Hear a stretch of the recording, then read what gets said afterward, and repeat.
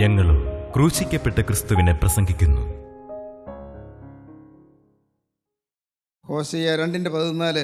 അതുകൊണ്ട് ഞാൻ അവളെ വശീകരിച്ച് മരുഭൂമിയിൽ കൊണ്ടുചെന്ന് അവളോട് ഹൃദ്യമായി സംസാരിക്കും. ഞാൻ അവളെ വശീകരിച്ച് മരുഭൂമിയിൽ കൊണ്ടുചെന്നുള്ളവളോട് ഹൃദ്യമായി സംസാരിക്കും. മരുഭൂമിയിൽ വെച്ച് ദൈവം സംസാരിക്കും. മരുഭൂമി ഊഷരമായ മരുപ്പറമ്പാണ്. ഒരു തെല്ലും കനിവില്ല, അലിവില്ല, ആർദ്രതയില്ല. ഉണങ്ങി വരേണ്ട ഭൂമി, ഉണങ്ങി വരേണ്ട മരുഭൂമിയിൽ, ഉണങ്ങി വരേണ്ട അനുഭവത്തിൽ ദൈവം നമ്മോട് സംസാരിക്കും. അത് അനുഗ്രഹകരമായ കാര്യമാണ്. നമ്മുടെ പലരുടെയും ജീവിതത്തിൽ വരൾച്ചയുണ്ട്, പലതിലും വരൾച്ചയുണ്ട്. ദുരിതങ്ങളുടെ അനുഭവമുണ്ട്, യാതൊരു അനുഭവമുണ്ട്, വരൾച്ചയുടെ അനുഭവമുണ്ട്. മക്കൾ പിറക്കുന്നില്ല, വരൾച്ചയല്ലേ. പല ചികിത്സകൾ ചെയ്തു, ഒരു കുഞ്ഞിനെ കിട്ടുന്നില്ല. വിവാഹ ജീവിതത്തിൽ ഒരു കുഞ്ഞിനെ കിട്ടുന്നില്ല എന്ന് പറഞ്ഞാൽ എത്രയോ സങ്കടകരമായ കാര്യം. ഒരു കുഞ്ഞിനെ കിട്ടുന്നില്ല, വരൾച്ച. പക്ഷേ പ്രാർത്ഥിച്ച ദൈവമക്കൾക്ക് വരൾച്ച കർത്താവ് മാറ്റി കൊടുത്തിട്ടുണ്ട്. പ്രാർത്ഥിച്ച ദൈവമക്കൾക്ക്, വചനം വിശ്വസിച്ച ദൈവമക്കൾക്ക് കർത്താവ് മക്കളെ കൊടുത്തിട്ടുണ്ട്. 1 അല്ല, 2 അല്ല, 3 അല്ല, 10 അല്ല, അനേകം. നമ്മുടെ കൂട്ടായ്മയുള്ള അനേകം പേര്. ദൈവത്തിന് സ്തോത്രം. ദൈവത്തിന് വലിയ നാമം മഹത്വപ്പെടട്ടെ. ഇങ്ങനെ ചിന്തിച്ചാൽ നമുക്ക് ധാരാളം അനുഭവങ്ങൾ ഓർക്കാൻ പറ്റും. മരുഭൂമിയിൽ വെച്ച് ദൈവം ഹൃദ്യമായി സംസാരിക്കും. മരുഭൂമി വരുന്നത് നല്ലതാണ്. ജീവിതത്തിൽ ചില ക്ലേശങ്ങൾ വരുന്നത് നല്ലതാണ്, ചില ഭാരങ്ങൾ വരുന്നത് നല്ലതാണ്. മുടിയപുത്രൻ, ധൂർത്തപുത്രൻ, അവൻ മടങ്ങി വന്നത് എന്തുകൊണ്ടാണ്? ക്ഷാമം വന്നതുകൊണ്ടാണ്. ക്ഷാമം വന്നു, അവന് മുട്ട് വന്നു തുടങ്ങി. സകലവും ചിലവഴിച്ചു, ഉണ്ടായിരുന്നൊക്കെ ചിലവഴിച്ചു. അപ്പൻ്റെ കയ്യിൽ നിന്ന് അവന് കിട്ടേണ്ട വീതങ്ങളെല്ലാം മേടിച്ച് അവൻ വിദേശത്തേക്ക് പോയി, എല്ലാം ചിലവഴിച്ച് നാനാവിധമാക്കി കളഞ്ഞു. അപ്പോൾ ക്ഷാമം വന്നു, അവൻ മുട്ട് വന്നു തുടങ്ങി. അവൻ പന്നിയുടെ വാളവരെയെങ്കിലും തിരാൻ മോഹിച്ചു, അതുപോലെ കിട്ടിയില്ലെന്ന് വന്നപ്പോഴേക്കും അവൻ അപ്പൻ്റെ വീടിനെക്കുറിച്ച് ഓർത്തു, അപ്പനെക്കുറിച്ച് ഓർത്തു, അപ്പൻ്റെ വേലക്കാരെക്കുറിച്ച് ഓർത്തു, അപ്പൻ്റെ വീട്ടിലെ വേലക്കാരുടെ സമൃദ്ധിയെക്കുറിച്ച് ഓർത്തു. എല്ലാം ഓരോന്നോരോന്നും ഓർക്കുകയാണ്. സുബോധം കിട്ടി. അവൻ ഓടി അപ്പൻ്റെ അടുക്കിലേക്ക്. ക്ഷാമം വന്ന് നല്ലതാണ്. ദൈവത്തിന് സ്തോത്രം. ജീവിതത്തിൽ ക്ഷാമം വരുമ്പോൾ, പ്രയാസങ്ങൾ വരുമ്പോൾ, പ്രശ്നങ്ങൾ വരുമ്പോൾ, വരൾച്ച വരുമ്പോൾ, പോരായ്മകൾ വരുമ്പോൾ നിങ്ങൾ തളരരുത്. നിങ്ങൾ സഹായത്തിൻ്റെ പർവ്വതത്തിലേക്ക് നോക്കണം. എൻ്റെ സഹായം എവിടെ നിന്ന് വരും? എൻ്റെ സഹായം ആകാശം ഭൂമി ഉണ്ടാക്കിയ യഹോവയെങ്കിൽ നിന്ന് വരുന്നു. ഏത് കൊടിയ പ്രശ്നം വന്നാലും തളരരുത്. എന്ത് യാതന വന്നാലും തളരരുത്. എന്ത് പ്രതിസന്ധി വന്നാലും തളരരുത്. നോക്കുക മുകളിലേക്ക്, യേശുവിലേക്ക്. ഗോകുൽത്തായിലെ കുരിശിൽ 3 ആണികൾ തൂങ്ങിയ ക്രിസ്തുവിൻ്റെ തിരുമുഖത്തേക്ക് നിങ്ങൾ നോക്കുക. ആശ്വാസം കിട്ടും. നിങ്ങൾക്ക് പരീക്ഷിച്ച് നോക്കാം. നിങ്ങളുടെ ജീവിതത്തിലെ ഓരോ പ്രതിസന്ധികൾ വരുമ്പോഴും നിങ്ങൾക്ക് ദൈവത്തിലേക്ക് നോക്കാം. ചിലപ്പോൾ കുടുംബത്തിൽ ചില പ്രശ്നങ്ങളായിരിക്കാം. സ്വന്തം കുടുംബത്തിൽ, കൊച്ചു കുടുംബമാണ്, പക്ഷേ അതിനകത്ത് പ്രശ്നങ്ങൾ വരും. അങ്ങനെ പ്രശ്നം വരുമ്പോൾ നിങ്ങൾ ദൈവത്തിലേക്ക് നോക്കുക. ഏത് ആപത്താണെങ്കിലും, എന്ത് പ്രതിസന്ധിയാണെങ്കിലും യേശുക്രിസ്തു അറിയാതെ ഒന്നും സംഭവിക്കുകയില്ല. നിങ്ങൾ വിശ്വസിക്കുക. നമ്മുടെ തലമുടിനാര് പോലും എണ്ണിയിരിക്കുന്നു. ഓരോ തലമുടി ഇഴയും എണ്ണിയിരിക്കുന്നു. ദൈവത്തിന് സ്തോത്രം. ഒരെണ്ണം സ്വർഗ്ഗസ്നായ പിതാവ് അറിയാതെ കൊഴിഞ്ഞു വീഴുകയില്ല. നമുക്കറിഞ്ഞുകൂടാ നമ്മുടെ തലയിൽ എത്ര മുടിയുണ്ടെന്ന്. എന്നാൽ സ്വർഗ്ഗസ്നായ പിതാവ് എണ്ണിയിരിക്കുന്നു. ഒരെണ്ണം താഴെ കൊഴിഞ്ഞു വീഴുന്നെങ്കിൽ ദൈവം അറിഞ്ഞിട്ടേ കൊഴിഞ്ഞു വീഴുകയുള്ളൂ. എന്തൊരു വ്യക്തമായ അനുഭവമാണ്. പാട്ടുകാരൻ പാടി, എൻ തലയിലെ മൂടികളുമെല്ലാം നിർണയമവനെണ്ണി അറിയുന്നു. എൻ തലയിലെ മൂടികളുമെല്ലാം നിർണയമവനെണ്ണി അറിയുന്നു. ഒന്നതിൽ നിലത്തു വീണിടണമെങ്കിൽ ഉന്നതനറിഞ്ഞേ സാധ്യമായിടൂ. ഒന്നതിൽ നിലത്തു വീണിടണമെങ്കിൽ ഉന്നതനറിഞ്ഞേ സാധ്യമായിടൂ. എൻ്റെ ദൈവമേ, നിന്നിഷ്ടം ചെയ്യുവാൻ വന്നിടുന്നേ ഞാനിന്നു മോദമാ. എൻ്റെ ഇഷ്ടമൊന്നും വേണ്ട പ്രിയനെ, നിന്റെ ഇഷ്ടം എന്നിൽ പൂർണ്ണമാക്കണേ. എൻ്റെ ഇഷ്ടമൊന്നും വേണ്ട പ്രിയനെ, നിന്റെ ഇഷ്ടം എന്നിൽ പൂർണ്ണമാക്കണേ. ദൈവത്തിന് സ്തോത്രം. അതുകൊണ്ട് മരുഭൂമിയുടെ അനുഭവത്തിൽ ആരെങ്കിലും ഇപ്പോൾ ഇവിടെ ഇരിക്കുന്നുണ്ടെങ്കിൽ, ഈ വാക്കുകൾ കേൾക്കുന്നുണ്ടെങ്കിൽ, നിങ്ങൾ വിശ്വസിക്കൂ. എല്ലാം യേശുക്രിസ്തു കാണുന്നു, എല്ലാം അറിയുന്നു. അവിടുന്ന് എല്ലാറ്റിനും പരിഹാരമാണ്. വിശ്വസിക്കുക. നിങ്ങൾ ക്രിസ്തുവിൻ്റെ വചനം വിശ്വസിക്കുക. എല്ലാറ്റിനും പരിഹാരം ക്രിസ്തു തരും. നിങ്ങൾ നടുത്തു പോകരുത്, തളർന്നു പോകരുത്, നിരാശപ്പെടരുത്. പ്രത്യാശയോടെ കുരിശിലേക്ക് നോക്കുക. കുരിശിൽ 3 ആണികളിൽ യാതനയേറ്റ് പിടയുന്നെങ്കിലേക്ക് നിങ്ങൾ നോക്കുക. വേദനയിലെ യാതനയേറ്റ് വിഷമിക്കുന്ന ക്രിസ്തുവിലേക്ക് നിങ്ങൾ നോക്കുക. എൻ്റെ ദൈവമേ, എൻ്റെ ദൈവമേ, നിന്നെ കൈവിട്ടതെന്ന് പറഞ്ഞ് കരയുന്ന ക്രിസ്തുവിലേക്ക് നിങ്ങൾ നോക്കുക. നമ്മുടെ പാപമാണ് അവൻ വഹിച്ചിരിക്കുന്നത്, വിശ്വസിക്കുക. നമ്മുടെ ഭാരമാണ് അവൻ ചുമന്നിരിക്കുന്നത്. ഭാരമേറിയ മരക്കുശി ഒന്നാണ് പോയത്, പക്ഷേ അത് എൻ്റെ ആകുലങ്ങൾ, എൻ്റെ ഭാരങ്ങൾ, എൻ്റെ ബേർഡൻസ് എല്ലാം യേശു ഏറ്റിരിക്കുന്നു. നിങ്ങൾ വിശ്വസിക്കുക. ഇത് വിശ്വാസമാണ് നമ്മുടെ ജീവിതത്തിൻ്റെ അടിസ്ഥാനം. വിശ്വാസത്തോടെ നിങ്ങൾ നോക്കുമ്പോൾ നിങ്ങൾക്ക് അനുഗ്രഹങ്ങൾ ലഭിക്കും, അനുഭവങ്ങൾ ലഭിക്കും. അവങ്കലേക്ക് നോക്കുക, പ്രകാശിതരായി അവരുടെ മുഖം ലജ്ജിച്ചു പോയതുമില്ല. ദൈവത്തിന് സ്തോത്രം. ഉത്തമഗീതങ്ങളുടെ പുസ്തകം 8-ാം അധ്യായം 5-ാം വാക്യം. മരുഭൂമിയിൽ നിന്ന് തൻ്റെ പ്രിയൻ്റെ മേൽ ചാരിക്കൊണ്ടുവരുന്ന ഒരുവൾ ആർ? മരുഭൂമിയിൽ നിന്ന് തൻ്റെ പ്രിയൻ്റെ മേൽ ചാരിക്കൊണ്ടുവരുന്നവരിവൾ ആര്? ദൈവത്തിന് സ്തോത്രം. മരുഭൂമിയിൽ നിന്ന് തൻ്റെ പ്രിയൻ്റെ മേൽ ചാരിക്കൊണ്ടുവരുന്നവരിവൾ ആര്? ഈ ഉത്തമഗീതം സോങ് ഓഫ് സോങ്സ്, പാട്ടുകളുടെ പാട്ട് എന്നാണ് എൻ്റെ പേര് തന്നെ. ഉത്തമഗീതം മികച്ച പാട്ടാണ്, ഏറ്റവും ശ്രേഷ്ഠമായ പാട്ടാണ്. ഒരു സാധാരണ മനുഷ്യൻ വായിച്ചാൽ അത് വേദപുസ്തകത്തിൽ എന്തിനാണ് ഈ പുസ്തകം ചേർത്തെന്ന് തോന്നിപ്പോകും. കാരണം അതിൽ ചില പദപ്രയോഗങ്ങളെല്ലാം ആലങ്കാരികമായി അലങ്കാര ഭാഷയിൽ എഴുതിയിരിക്കുന്നതാണ്. അതെല്ലാം പ്രതീകാത്മകമാണ്. ഈ മിസ്റ്റിക് കവിതയിൽ അതിൽ നാം ഒരു കഥാപാത്രത്തെ കാണുന്നു. അത് ശലോമി എന്ന് പറയുന്ന ഒരു പെൺകുട്ടിയാണ്. അതിസുന്ദരിയായ ഒരു യുവതിയാണ് അവൾ പലപ്പോഴും ഒരു നാരകത്തിൻ ചുവട്ടിൽ പോയി ഇരിക്കാറുണ്ട്. അതെന്താണ്? ആ നാരകത്തിൻ ചുവട്ടിലാണ് അവളുടെ അമ്മ അവളെ പ്രസവിച്ചത്. എന്തുകൊണ്ടോ അമ്മയ്ക്ക് സ്വന്തം വീട്ടിൽ പ്രസവിക്കാൻ പറ്റിയില്ല. ഒരു നാരകത്തിൻ്റെ ചുവട്ടിൽ അവളുടെ അമ്മ പ്രസവിച്ചു. ദൈവത്തിന് സ്തോത്രം. മരുഭൂമിയിൽ നിന്ന് തൻ്റെ പ്രിയന്റെ മേൽ ചാരിക്കൊണ്ടുവരുന്ന ഒരുവൾ ആർ? നാരകത്തിൻ ചൂട്ടിൽ വെച്ച് ഞാൻ നിന്നെ ഉണർത്തി. നാരകത്തിൻ ചുവട്ടിൽ വെച്ച് ഞാൻ നിന്നെ ഉണർത്തി. അവിടെ വെച്ചല്ലോ നിന്റെ അമ്മ നിന്നെ പ്രസവിച്ചത്. അവിടെ വെച്ചല്ലോ നിന്റെ അമ്മ നിന്നെ പ്രസവിച്ചത്. അവിടെ വെച്ചല്ലോ നിന്നെ പെറ്റവൾക്ക് ഈറ്റുനോവ് കിട്ടിയത്. അവിടെ വെച്ചല്ലോ നിന്നെ പെറ്റവൾക്ക് പ്രസവവേദന വന്നത്. സ്തോത്രം. നാരകത്തിൻ ചുവട്ടിൽ വെച്ച് ഒരു അനാഥയെ പോലെ. ഈ അമ്മയ്ക്ക് അവളെ വാത്സല്യഞ്ഞിട്ടല്ല, എന്തുകൊണ്ടോ അമ്മയ്ക്ക് അവളെ വളർത്താൻ കഴിഞ്ഞില്ല. പിന്നെ വളർത്തിയത് അവളുടെ മൂത്ത സഹോദരന്മാരാണ് അവൾ വളർത്തിയത്. അവൾ നല്ല ബുദ്ധിയുള്ള കുട്ടിയായിരുന്നു, നല്ല സുന്ദരിയായ യുവതിയായിരുന്നു. അവരുടെ ആ നാട്ടിലെ സാധാരണ സമ്പ്രദായം അനുസരിച്ച് ആടുകൾ നോക്കാനായിട്ട് വിട്ടു. മലഞ്ചേരിയിൽ ആടുകൾ നോക്കുക. അവിടെ ആ മലഞ്ചേരിയിൽ ആടുകൾ നോക്കാൻ വിടുന്നതിന് മുൻപ് അവൾ നാരകത്തിൻ ചുവട്ടിൽ വെച്ച് പ്രസവിച്ച ആ സമയത്ത് അവളെ നോക്കാൻ ആരും ഉണ്ടായിരുന്നില്ല. എന്തുകൊണ്ടാണ് അമ്മ വിട്ടുപോയതെന്ന് വേദവസ്തം പറയുന്നില്ല. നോക്കാൻ ആരും ഉണ്ടായിരുന്നില്ല. അവൾ അവിടെ ഒരു അനാഥ ശിശുവിനെ പോലെ കിടക്കുകയാണ്, ചോരയിൽ കിടന്ന് പിടയ്ക്കുന്നു. അതിനെക്കുറിച്ച് എസ്കേൽ പ്രവാചകൻ പറയുന്നുണ്ട്. എസ്കേൽ പ്രവാചകൻ്റെ പുസ്തകം 16-ാം അധ്യായം. എസ്കേൽ പ്രവാചകൻ അതിനെക്കുറിച്ച് പറയുന്നത് വളരെ രസകരമായ കാര്യമാണ്. ഈ നാരകത്തിന് ചുവട്ടിൽ പെറ്റുകിടന്ന് ഇവളെക്കുറിച്ച് എസ്കേൽ പറയുന്നു. 16-ാം അധ്യായം 1-ാം വാക്യം മുതൽ. യഹോവയുടെ അരുളപ്പാട് എനിക്കുണ്ടായതെന്നാൽ, മനുഷ്യപുത്രൻ നീ യെരൂശലേമിനോട് അതിൻ്റെ മ്ലേച്ഛതകളെ അറിയിച്ച് പറയേണ്ടത്, യഹോവയെ കർത്താവ് യെരൂശലേമിനോട് ഇപ്രകാരം അരുളി ചെയ്യുന്നു, നിന്റെ ഉൽപ്പത്തിയും നിന്റെ ജനനവും കനാൻ ദേശത്താകുന്നു. നിന്റെ അപ്പൻ അമോര്യനും അമ്മ ഹിത്യസ്ത്രീയും അത്രേ. അപ്പൻ അമോര്യനാണ്, അമ്മ ഹിത്യസ്ത്രീയാണ്. രണ്ടും ദൈവജനത്തിന് ചേർന്നവരല്ല, ദൈവജനത്തെ ഉപദ്രവിക്കുന്നവരാണ്. പിന്നെ നിന്റെ ജനന വസ്തുതയോ ജനിച്ച നാളിൽ നിന്റെ പൊക്കിൽ മുറിച്ചില്ല. ജനിച്ച നാളിൽ നിന്റെ പൊക്കിൽ മുറിക്കാൻ ആരും ഉണ്ടായിരുന്നില്ല. നിന്നെ വെള്ളത്തിൽ കുളിപ്പിച്ച വെടിപ്പാക്കിയില്ല. ഉപ്പ് തേച്ചില്ല. തുണി ചുറ്റിയതുമില്ല. നിന്നോട് മനസ്സിലോ തോന്നിയിട്ട് ഇവയിൽ ഒന്നെങ്കിലും നിനക്ക് ചെയ്തു തരുവാൻ ഒരു കണ്ണിനും നിന്നോട് കനിവുണ്ടായില്ല.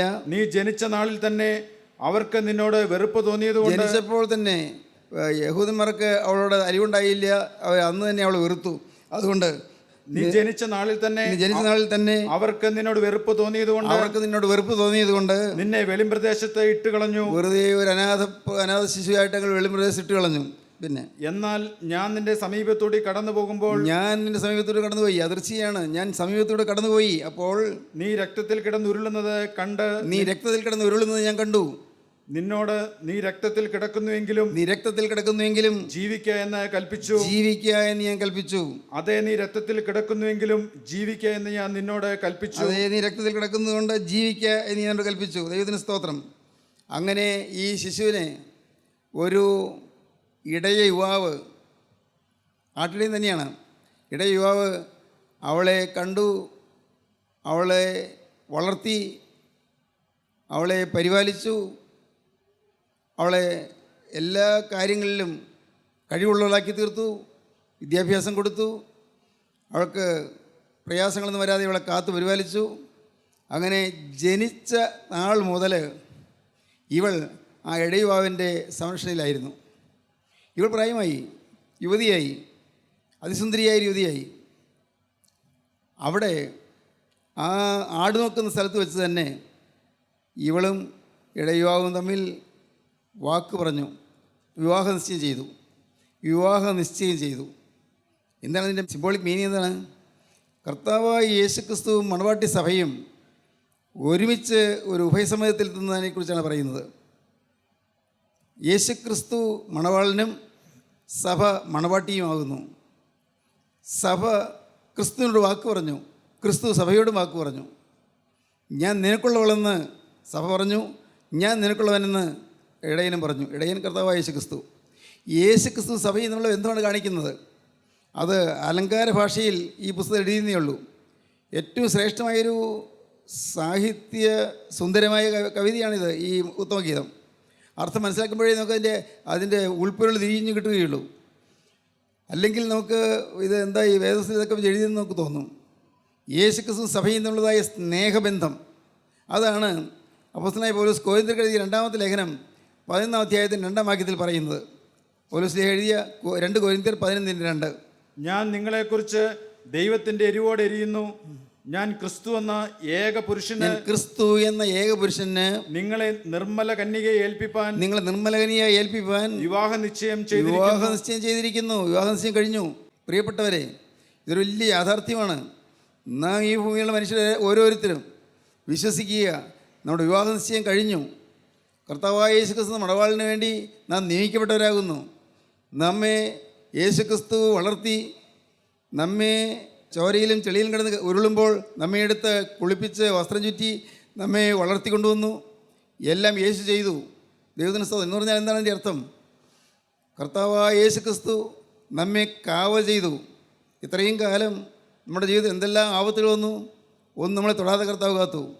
മരണം വന്ന് നമ്മെ വാതിക്കലൊന്ന് ഒട്ടി, പക്ഷേ മരിക്കാതെ നമുക്ക് കർത്താവ് ആയുസ് തന്നു. എത്രയെത്ര അപകടങ്ങളിൽ നിന്ന് കർത്താവ് നമ്മെ രക്ഷപ്പെടുത്തി. ഓർത്ത് നോക്കിയാൽ അത്ഭുതമാണ്, അത്ഭുതങ്ങളുടെ അത്ഭുതം.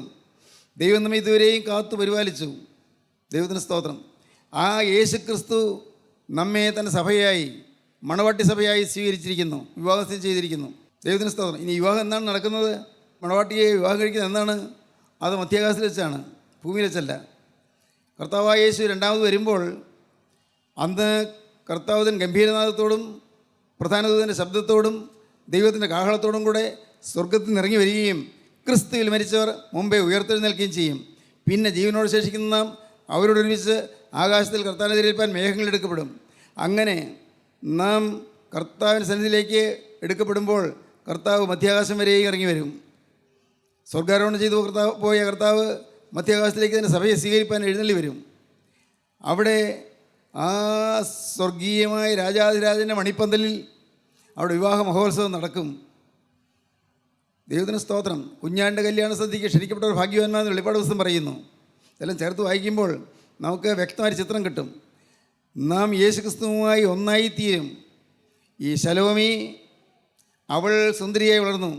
പക്ഷേ അവൾക്ക് ഈ ഇടയനുള്ളതായ സ്നേഹം വർദ്ധിച്ചു കൊണ്ടിരുന്നു.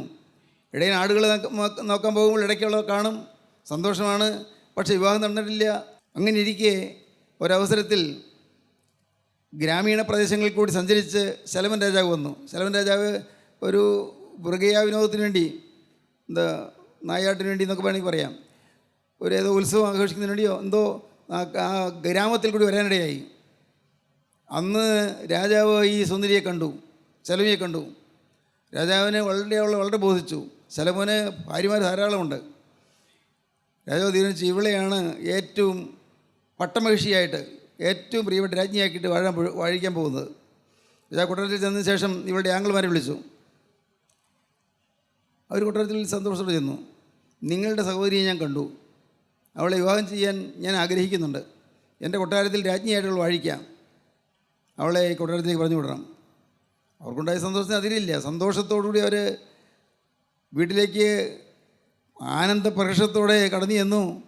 ഇവൾ പറഞ്ഞു, മോളെ നിനക്ക് ഒരു വലിയ ഭാഗ്യം കിട്ടിയിരിക്കുന്നു, നമ്മുടെ കുടുംബത്തിന് വലിയ ഭാഗ്യം കിട്ടിയിരിക്കുന്നു, നിന്നെ രാജാവ് ശലോമോൻ നിന്നെ കല്യാണം കഴിക്കാൻ ആഗ്രഹിക്കുന്നു.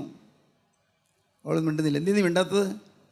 അതെ, ഞാൻ എന്നെ ജനിച്ച കാലത്ത് തന്നെ വളർത്തിയ, എന്നെ പോറ്റി പുലർത്തിയ ഒരു ഇടയനുണ്ട്, അദ്ദേഹവുമായി ഞങ്ങൾ വാക്ക് പറഞ്ഞു പോയല്ലോ, അദ്ദേഹത്തിന് ഭാര്യയാകും ഞാൻ. എന്താ നീ എന്തൊക്കെയാണോ പറയുന്നത്? നമ്മുടെ കുടുംബത്തിൽ കിട്ടുന്ന വലിയൊരു മഹാഭാഗ്യം രാജാവിൻ്റെ ഭാര്യയാകുന്ന നിസ്സാര കാര്യമാണോ? ശരിയാണ്, പക്ഷേ ഞാൻ വാക്ക് പറഞ്ഞു പോയി, അത് മാറാൻ പറ്റുകയില്ല. അവർക്ക് ദേഷ്യം വന്നു. അവളെ ഈ ആടുകൾ നോക്കുന്ന വേലയിൽ നിന്ന് മാറ്റിക്കൊണ്ടുവന്ന് മുന്തിരിത്തോട്ടത്തിൻ്റെ ആൾക്കാരെയൊക്കെ നിർത്തി, വലിയ വെയിലത്ത് നിന്ന് കറുക്കട്ടെ, ഇവളുടെ സൗന്ദര്യം കൊണ്ടല്ലേ ഇവളുടെ അഹങ്കാരം, ഇവളൊന്ന് കറുത്തു പോകട്ടെ, സൗന്ദര്യം ക്ഷയിക്കട്ടെ. ദൈവത്തിന് സ്തോത്രം. പ്രിയപ്പെട്ടവരെ, ഇങ്ങനെ ശലോമോൻ രാജാവിൻ്റെ പട്ടമഹിഷിയാകാനുള്ളതായ സൗഭാഗ്യം അവൾ വേണ്ടായെന്ന് വെച്ചു. എന്നിട്ട് അവൾ ആ ഇടയനെ തന്നെ ധ്യാനിച്ചു കൊണ്ടിരുന്നു. ശലോമോൻ രാജാവ് ഒരു കാര്യം ചെയ്തു. ഇവൾക്ക് എൻ്റെ പ്രതാപം കാണുമ്പോൾ അവൾക്ക് മനസ്സ് മാറുമായിരിക്കും. അവൾക്ക് വേണ്ടി പ്രത്യേകം ഒരു അരവനയുണ്ടാക്കി, മനോഹരമായ ഒരു അരവന. അതിൽ സുന്ദരമായ അരവന കാണുമ്പോൾ മോഹിച്ചു പോകുന്ന അദ്ദേഹം വിചാരിച്ചു. അവിടെ അവളെ കാക്കുവാനും ശലോമോൻ്റെ വലിയ വലിയ സിദ്ധികൾ പറഞ്ഞു കൊടുക്കാനും ശലോമോൻ്റെ പ്രതാപം മനസ്സിലാക്കി കൊടുക്കാനും പാട്ടുപാടാൻ യെരൂശലേം പുത്രിമാരെ കന്യകമാരിയാക്കി. ഇവൾ ആ മുറിയിലിരിക്കും. യെരൂശലേം പുത്രിമാർ അവൾക്ക് ചുറ്റും ഇരുന്ന് പാട്ടുപാടിക്കൊണ്ടിരിക്കും. ശലോമോൻ്റെ വർണ്ണനയാണ്, ശലോമോൻ്റെ ഭാര്യമാരുടെ സൗന്ദര്യം, ശലോമോൻ്റെ ജ്ഞാനത്തിൻ്റെ കഴിവ്, ശലോമോൻ്റെ പ്രതാപത്തിൻ്റെ മഹിമ എല്ലാവരും ഇങ്ങനെ വർണ്ണിച്ചുകൊണ്ടിരിക്കും. ഓരോ പാട്ടും കഴിഞ്ഞിട്ട് അവർ ചോദിക്കും, ശലോമി ഇത്രയും പ്രതാപശാലിയായ രാജാവിന് വേണ്ടെന്ന് ചോദിക്കുന്നത് കഷ്ടമല്ലേ? അപ്പോഴെല്ലാം അവൾ പറയും, വായിക്കാം, യെരൂശലേം പുത്രിമാരെ വയലിലെ ചെറുമാനുകളാണ്, പേടമാനുകളാണ്. പ്രേമത്തിന് ഇഷ്ടമാകുവോളം അതിനെ ഇളക്കരുത്, ഉണർത്തുകയും അരുത്. പ്രേമത്തിന് ഇഷ്ടമാകുവോളം അതിനെ ഇളക്കരുത്, ഉണർത്തുകയും അരുത്. നിങ്ങൾ എന്ത് പറഞ്ഞാലും ശരി, എൻ്റെ പ്രിയനോടുള്ള സ്നേഹം മാറുകയില്ല. യെരൂശലേം പുത്രിമാരെ വയലിലെ ചെറുമാനുകളാണ്, പേടമാനുകളാണ്. പ്രേമത്തിന് ഇഷ്ടമാകുവോളം അതിനെ ഇളക്കരുത്, ഉണർത്തുകയും അരുത്. സ്തോത്രം. പാടാം. യെരൂശലേം പുത്രിമാരൻ ചുറ്റും നിന്നോരാപ്പകൽ, പ്രിയനോടുള്ള അനുരാഗം കവർന്നിടുകിൽ. യെരൂശലേം പുത്രിമാരൻ ചുറ്റും നിന്നോരാപ്പകൽ, പ്രിയനോടുള്ള അനുരാഗം കവർന്നിടുകിൽ. സുന്ദര മനോഹര നിന്നെ പിരിഞ്ഞ് ലോകയാത്ര, പ്രാകൃതരം ജാരന്മാരെ വരിക്കുമോ വത്സല. മണ്ണെ പ്രതി മാണിക്യം വേടിയുകില്ല ഞാൻ, ഈ മണ്ണെ പ്രതി മാണിക്യം വേടിയുകില്ല ഞാൻ. ലോക സുഖ സൗകര്യങ്ങളാകുന്ന പ്രതാപങ്ങൾ മോടിയോടുകൂടി എന്നെ മാടി വിളിച്ചാൽ, ലോക സുഖ സൗകര്യങ്ങളാകുന്ന പ്രതാപങ്ങൾ മോടിയോടുകൂടി എന്നെ മാടി വിളിച്ചാൽ. സുന്ദര മനോഹര നിന്നെ പിരിഞ്ഞി ലോകയാത്ര, പ്രാകൃതരം ജാരന്മാരെ വരിക്കുമോ വത്സല. മണ്ണെ പ്രതി മാണിക്യം വേടിയുകില്ല ഞാൻ, ഈ മണ്ണെ പ്രതി മാണിക്യം വേടിയുകില്ല ഞാൻ. വെള്ളത്തിൽ കോവിള പോലെ മിന്നി വിളങ്ങിടുന്ന എളിക സുഖങ്ങൾ എന്നെ എതിരേൽക്കുകിൽ. വെള്ളത്തിൽ കോവിള പോലെ മിന്നി വിളങ്ങിടുന്ന എളിക സുഖങ്ങൾ എന്നെ എതിരേൽക്കുകിൽ. സുന്ദര മനോഹര നിന്നെ പിരിഞ്ഞി ലോകയാത്ര, പ്രാകൃതരം ജാരന്മാരെ വരിക്കുമോ വത്സല. മണ്ണെ പ്രതി മാണിക്യം വേടിയുകില്ല ഞാൻ, ഈ മണ്ണെ പ്രതി മാണിക്യം വേടിയുകില്ല ഞാൻ. ആ പെൺകുട്ടിയുടെ നിശ്ചയം ദൃഢനിശ്ചയമായിരുന്നു. ഒരു കാരണവശാലും എന്നെ ഇളക്കാൻ സാധ്യമല്ല. ആരെന്തെല്ലാം പ്രതാപം കാണിച്ചാലും ശരി, എൻ്റെ എന്തെല്ലാം മഹിമകൾ എനിക്ക് തരാമെന്ന് പറഞ്ഞാലും ശരി, ഇല്ല, ഞാൻ ഒരാളോട് വാക്ക് പറഞ്ഞു പോയി, ഞാനൊരു ഇടയനെ സ്നേഹിച്ചു പോയി, ഇടയൻ എന്നെ സ്നേഹിച്ചു പോയി, ഞങ്ങൾ തമ്മിൽ ഉഭയസമ്മതമായി പോയി, വാക്ക് പറഞ്ഞു പോയി. അവളുടെ ആ ഹൃദയത്തിൻ്റെ ദൃഢനിശ്ചയം, തീരുമാനം, അത് കാതലായ തീരുമാനമായിരുന്നു. ഇന്ന് സഭ ചെയ്യേണ്ടത് അതാണ്. മണവാട്ടി സഭ, അത് യാക്കോബായ സഭയോ മാർത്തോമ സഭയോ കത്തോലിക്ക സഭയോ അല്ല മാർത്തോമ സഭയോ CSI സഭയോ പെന്തിക്കോസ്ത് സഭയോ സഭ ഏതുമാകട്ടെ, ഇന്ന് ക്രിസ്തുവിൻ്റെ മണവാട്ടിയാകാൻ തീരുമാനമെടുത്ത, ശലമിയെപ്പോലെ തീരുമാനമെടുത്ത നാം ഓരോരുത്തരും തീരുമാനമെടുത്തത് വിവാഹ നിശ്ചയം കഴിഞ്ഞത് എപ്പോഴാണെന്ന് അറിയാമോ? മാമോദിസായിലാണ്. മാമോദിസായിൽ നമുക്ക് വേണ്ടി തലതൊട്ടപ്പനയോ പറഞ്ഞു, സാത്താനെ നീ ഞാൻ അപേക്ഷിക്കുന്നു, മിശിഹായെ സ്വീകരിക്കുന്നു. വ്യക്തമായി ഉടമ്പടി ചെയ്തതാണ്. സാത്താനെയും നിന്നെയും നിന്നുള്ള സ്ഥല ഭയത്തെയും നിൻ്റെ സ്ഥല ശക്തിയെയും ഞാൻ ഉപേക്ഷിക്കുന്നു. സാത്താനെ അപേക്ഷിക്കുന്നു. കുഞ്ഞിൻ്റെ ഇടത്തെ കൈയിൽ പിടിച്ചുകൊണ്ട് തലതൊട്ടപ്പൻ്റെ ഇടത്തെ കൈയോട് കുഞ്ഞിൻ്റെ ഇടത്തെ കൈ പിടിച്ചുകൊണ്ട് പടിഞ്ഞാറോട്ട് തിരിഞ്ഞു നിന്ന് സാത്താനെ നിന്നെയും ഉപേക്ഷിക്കുന്നു. പിന്നീട് കിഴക്കോട്ട് തിരിഞ്ഞു നിന്ന് കുഞ്ഞിൻ്റെ വലത്തെ കൈയിൽ തലവിടുന്നയാളുടെ വലത്തെ കൈ പിടിച്ചുകൊണ്ട് മിശിഹായെ നിന്നെ ഞാൻ സ്വീകരിക്കുന്നു. ഇത് 3 പ്രാവശ്യം പറഞ്ഞതാണ്. അതാണ് വിവാഹ നിശ്ചയം കഴിഞ്ഞു. അങ്ങനെ യേശുക്രിസ്തുവിനെ രക്ഷകനായി സ്വീകരിക്കുന്നുള്ളതായി തീരുമാനം എടുത്തു കഴിഞ്ഞു. ഇനി അതിൽ പുറകോട്ട് മാറാൻ പാടില്ല. സങ്കടകരമായ കാര്യം, ഇന്ന് അനേകർ പുറകോട്ട് മാറിക്കഴിഞ്ഞിരിക്കുന്നു. ആ പറഞ്ഞ ഉടമ്പടി എന്താണെന്ന് പോലും ആരും ഓർക്കുന്നില്ല. ഇങ്ങനൊരു കാര്യം പറഞ്ഞിട്ടുണ്ടെന്നും ഓർക്കുന്നില്ല. അത് ചിന്താ വിഷയമല്ല, പലർക്കുമല്ല. ഇതൊന്നും പറഞ്ഞു കൊടുക്കാനുള്ള ഒരു വേദിയോ അതിനുള്ള സാഹചര്യമോ നമ്മുടെ പള്ളികളിലോട്ടില്ല താനും. പള്ളികളിൽ ഉണ്ടല്ലോ, കേസിന് രൂപ വേണം, അത് നടത്താൻ നിങ്ങളെല്ലാവരും വരണം, നിങ്ങൾ അവിടെ പള്ളി പിടിക്കാൻ നിങ്ങളെല്ലാവരും വരണം എന്നൊക്കെ, അതൊക്കെയാണല്ലോ അവിടെ പറയുന്നത്. അല്പം ഹാസ്യാത്മകമായി പറഞ്ഞേ ഉള്ളൂ. സങ്കടമുണ്ട്. സാത്താനെ ഞാൻ അപേക്ഷിക്കുന്നു എന്ന് പറഞ്ഞ അനുഗ്രഹീതമായ സഭയിൻ മക്കൾ സാത്താനെ തന്നെ പുൽകുന്നതാണ് കാണുന്നത്. പിശാചിനെ ആലിംഗനം ചെയ്യുന്നു. ദൈവത്തിന് സ്തോത്രം. എന്നിട്ടോ സത്യമണവാളനായ ക്രിസ്തുവിനെ തള്ളി പറയുന്നു. ആരും അറിയുന്നില്ല. ലോകത്തിൻ്റെ പ്രതാപത്തിൻ്റെ പിന്നാലെ പോവുകയാണ്, ലോകത്തിൻ്റെ ഇമ്പങ്ങളുടെ പിന്നാലെ പോവുകയാണ്, ലോകമനുഷ്യരുടെ പ്രീതിയുടെ പിന്നാലെ പോവുകയാണ്, ലോകമനുഷ്യരുടെ ബഹുമതിക്ക് പിന്നാലെ പോവുകയാണ്. ഇതല്ലേ ഇന്ന് കാണുന്നത്. ഞാൻ പള്ളിക്കെതിരായിട്ട് പറയുകയല്ല കേട്ടോ, തെറ്റിദ്ധരിക്കണ്ട. ഞാൻ പള്ളിയിൽ പോകുന്ന മനുഷ്യനാണ്. ഞാൻ പള്ളിയിലും ആരാധനയിൽ വിശ്വാസമുള്ള ആൾ തന്നെയാണ്. ഞങ്ങളുടെ ഇടവപ്പള്ളിയിൽ ഞാൻ പോകുന്നയാളാണ്. ദൈവത്തിന് സ്തോത്രം. ഇന്ന് സഭ തകർന്നു കിടക്കുന്നു, സഭകൾ തകർന്നു കിടക്കുന്നു. കണ്ണ് തുറന്ന് നോക്കുകയും കണ്ണ് തുറന്ന് നോക്കൂ, നിങ്ങൾ ശ്രദ്ധയോടെ നോക്കൂ. സഭയുടെ നിലവാരം എന്താണ്? എന്തിനു വേണ്ടി സഭ നിലകൊള്ളുന്നു? ഇന്ന് ക്രൈസ്തവ സഭ മണവാളനായ ക്രിസ്തുവിനെ വിട്ട് പൈശാചികൻ്റെ കൂടെ പോവുകയാണ്, സാത്താൻ്റെ കൂടെ പോവുകയാണ്. വഴക്കും പിണക്കവും കലഹവും കൊള്ളിവയ്പ്പും കൊള്ളരായ്മയും അടിപിടിയും എല്ലാമാണല്ലോ സഭയുടെ മുതൽക്കൂട്ട്. ദൈവത്തിന് സ്തോത്രം. ഇതിനെക്കുറിച്ചൊന്നും ഉറക്കെ പറഞ്ഞാൽ ഒരു പ്രയോജനമില്ലെന്ന് എനിക്കറിയാം. പക്ഷേ ഉള്ളിൽ തിങ്ങുന്ന വേദനകൾ പറയാതിരിക്കുന്ന എങ്ങനെ പ്രിയപ്പെട്ടവരെ? എന്നാൽ ക്രിസ്തു എന്ന മണവാളിനോടുള്ള ഏകാഗ്രത നിൽക്കുന്ന ഒരു അപൂർവം ചിലരുണ്ട്.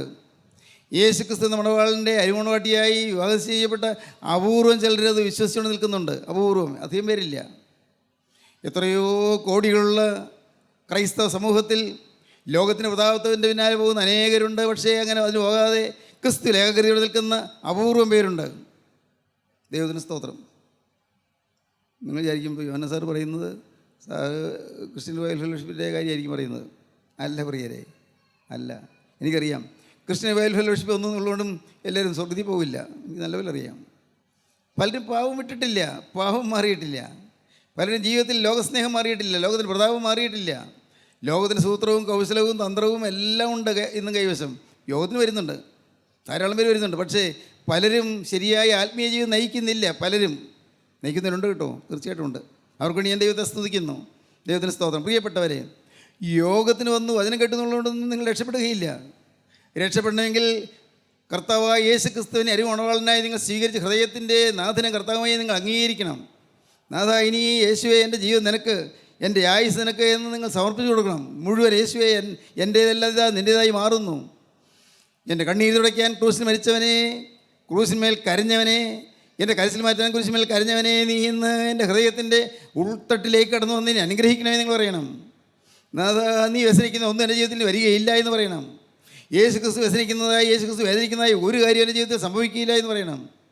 അരിമണവാളനായ യേശുവിനുള്ളതായ സ്നേഹത്തിൽ തന്നെ വ്യതിചലിപ്പിക്കാൻ ആർക്ക് സാധ്യമല്ല നിങ്ങൾ പറയണം. യേശു ക്രിസ്തുവിൻ്റെ അരിമണവാളൻ, യേശു ക്രിസ്തുവാണ് എൻ്റെ നാഥൻ, യേശു ക്രിസ്തുവാണ് എൻ്റെ കർത്താവ്. യേശു ക്രിസ്തുവിൻ്റെ ജീവിതം ഞാൻ എന്നേക്കുമായി വിറ്റുകൊടുത്തു. സ്തോത്രം. ക്രിസ്തു എന്ന വിശുദ്ധ പുരുഷന് വേണ്ടി വിവാഹം നിശ്ചയിക്കപ്പെട്ട കന്യകയാണ് നാം ഓരോരുത്തരും. ഈ കന്യക കറ തീണ്ടാത്തവളായിരിക്കണം, മാലിന്യം വേശാത്തവളായിരിക്കണം, ലോകത്തിൻ്റെ പ്രതാപങ്ങളെ വശീകരിക്കാത്തവളായിരിക്കണം, ലോകത്തിൻ്റെ ഇമ്പങ്ങൾ പുറകെ പോകാത്തവളായിരിക്കണം, മനുഷ്യരുടെ പ്രീതിയുടെ എന്നാലെ പോകാത്തവരായിരിക്കണം. ഈ സഭ, വിശുദ്ധ സഭ, അത് മണവാട്ടി സഭ, അത് വിശുദ്ധമായിരിക്കണം, ഏകമായിരിക്കണം. ഏകവും വിശുദ്ധവുമായിരിക്കണം, കാതോലികവും ശ്ലൈഹികവുമായിരിക്കണം. കാതോലികം എന്ന് പറഞ്ഞാൽ എന്താണ്? കാതോലികം എല്ലാ പ്രപഞ്ചത്തിലുള്ളത്, യൂണിവേഴ്സൽ, പ്രപഞ്ചത്തിൽ എല്ലായിടത്തും ഉള്ളത്, അതേ അതിനർത്ഥമുള്ളൂ. കാതോലികവും ശ്ലൈഹിക പാരമ്പര്യത്തിനൊത്തവണ്ണം പഴയകാലത്തെ സ്ലീഹന്മാരെ പോലെ ശ്ലൈഹികമായിരിക്കണം, പോരാ ഏകമായിരിക്കണം. ഒറ്റയ്ക്കൊരു സഭ, ക്രിസ്തുസഭ. ഇന്ന് സമുദായങ്ങൾ വലുതുണ്ട്, പക്ഷേ സഭ ഒന്നേ ഉള്ളൂ, സഭ, ക്രിസ്തു സഭ. ഈ ക്രിസ്തുസഭയിൽ ഞാൻ അംഗമാണോ? ക്രിസ്തുവിന് ഉണട്ടിയാകാൻ ഞാൻ യോഗ്യത പ്രാപിച്ചുവോ? ഇന്ന് ഈ വാക്കുകളെ കേട്ടുകൊണ്ടിരിക്കുമ്പോൾ നിങ്ങൾക്ക് ശാന്തമായി ക്രിസ്തുവിൻ്റെ തിരുമുഖത്തേക്ക് നോക്കാം. കർത്താവേ, ഇന്ന് നീ എൻ്റെ സംസാരിച്ച വാക്കുകളിൽ ഒരു കാര്യം എനിക്ക് മനസ്സിലായി, ഞാനിപ്പോഴും ക്രിസ്തുവിന് ഉണട്ടിയാകാനുള്ള യോഗ്യത നേടിയിട്ടില്ല. ഞാൻ നന്ദികെട്ടവളായി നന്ദികെട്ടനായി ജീവിച്ചു പോയി. എന്നെ കോരിയെടുത്ത സ്നേഹത്തെ ഞാൻ അറിഞ്ഞില്ല, ഞാൻ കണ്ടില്ല. നാശത്തിൻ്റെ പടുകുഴിയിൽ നിന്ന് കോരിയെടുത്ത സ്നേഹത്തെ ഞാൻ അറിഞ്ഞില്ല. എന്നെ ആഴമുള്ള കുഴിയിൽ നിന്ന് കുഴഞ്ചേറ്റിൽ നിന്ന് ഉയർത്തിയ സ്നേഹത്തെ ഞാൻ അറിഞ്ഞില്ല. ആ സ്നേഹത്തിന് പകരമായ എൻ്റെ ജീവിതം ഞാൻ സമർപ്പിച്ചില്ല.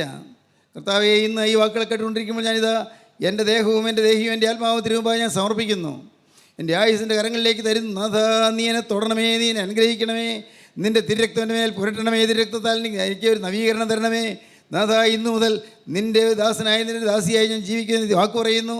നാഥാ, കളങ്കമേശാചി നിൽക്കുമെന്ന്, ചെളി പിരളാതെ നിൽക്കുമെന്ന്, കറപറ്റാതെ നിൽക്കുമെന്ന് കർത്താവെ ഞാൻ തീരുമാനിക്കുന്നു. ഇന്ന് എൻ്റെ തീരുമാനത്തിന്മേൽ നിൻ്റെ പരിശുദ്ധാത്മാനെ മുദ്ര വെച്ച് എന്നെ അനുഗ്രഹിക്കണമെന്ന് പ്രാർത്ഥിക്കൂ.